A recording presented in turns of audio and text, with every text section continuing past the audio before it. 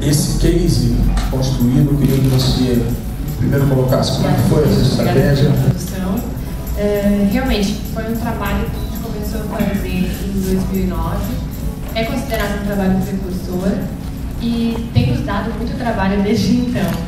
Foi uma ideia que começou de forma despretensiosa lá atrás, muito mais ligada à criação do site do Mano, mas acabou sendo o nosso carro-chefe de trabalho.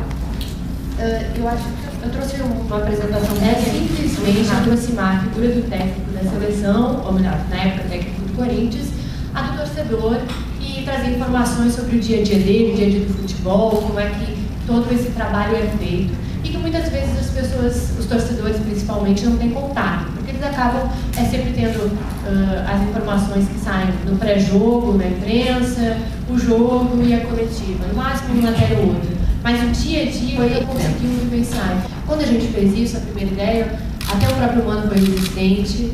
Eu lembro que minha mãe também trabalha conosco, é um trabalho familiar, claro.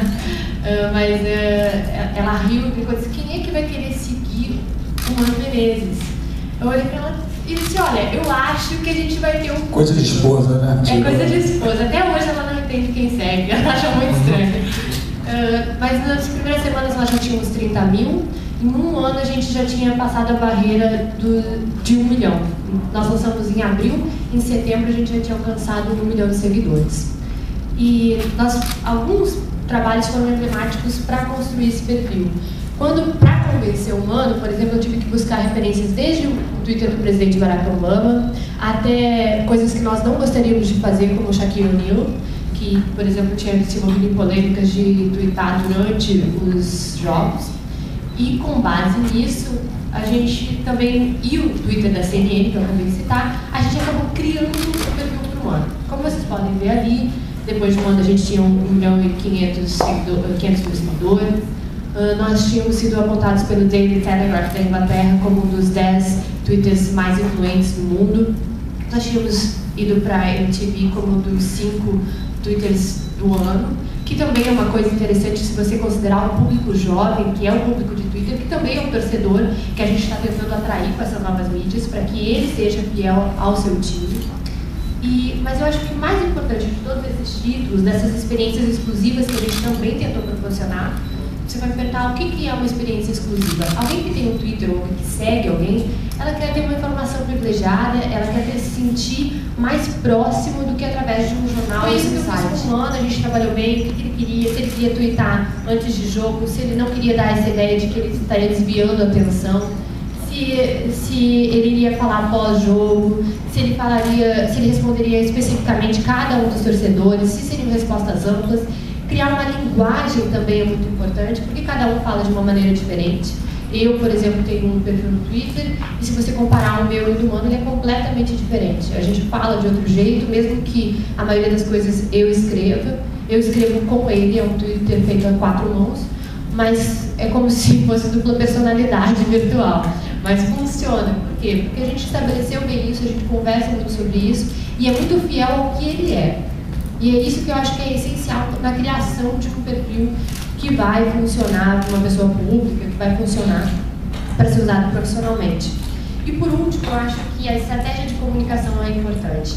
As pessoas dizem, fazer estratégia de comunicação para o Twitter, que perda de tempo, né? Eu já acho que é um ganho de tempo. Se você consegue usar o seu Twitter para promover as suas ações, para atrair o seu público, para conseguir patrocínio, você tem como utilizar ele de uma forma onde você investe muito pouco, muito menos do que um site, por exemplo, muito menos do que toda uma estratégia de comunicação, um evento, com brindes ou qualquer outra coisa, e você tem um retorno muito maior e muito mais eficaz se trabalha isso de uma boa forma.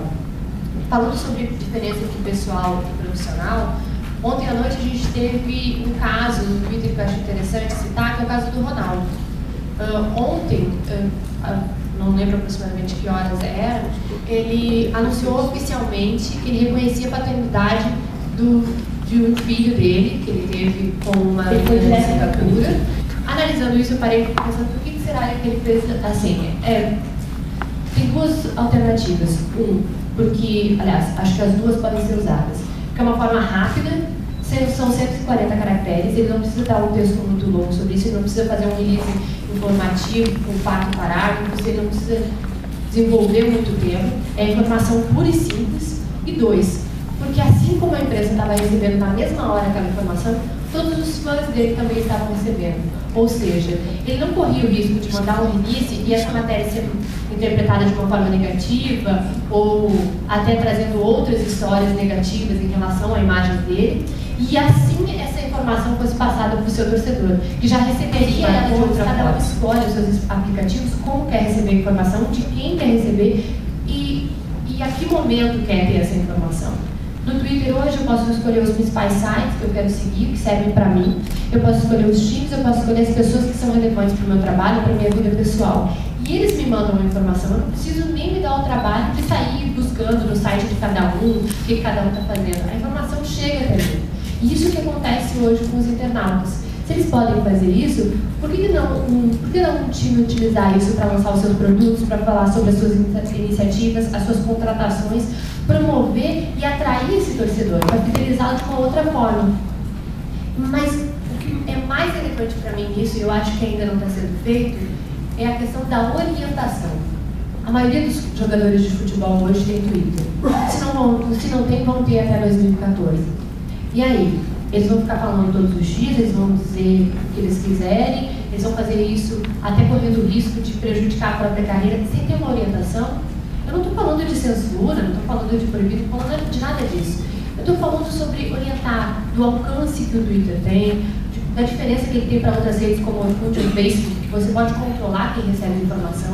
No Twitter você lança no espaço, você não tem o controle de quem está recebendo isso e de como isso vai ser interpretado. É como se cada um tivesse um microfone e uma coletiva todo dia, e cada um pudesse dizer tudo a revelia. Se não for bem orientado, se não fizer parte de uma estratégia de comunicação, você pode ter esses escândalos que aconteceram no Brasil recentemente. Você tem o caso do Santos, tem o caso do Grêmio, que se você for pensar, não foi provocado pelo clube, mas que o clube teve que resolver. Então, por que resolver isso depois? Se pode ser evitado, se pode ser orientado, se pode ser trabalhado previamente com os jogadores.